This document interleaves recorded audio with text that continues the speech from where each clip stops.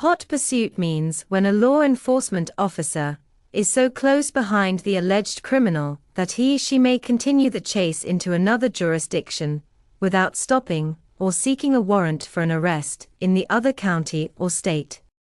The hot pursuit doctrine provides that police may pursue a fleeing suspect into a home without a warrant when they have probable cause to make an arrest, and when that arrest was already in motion in a public place within their jurisdiction.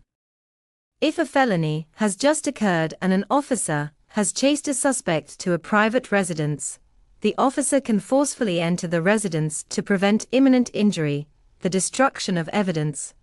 or the suspect's escape. Courts generally apply this on a case-by-case basis, after a review of the totality of the circumstances facing the officer at the time.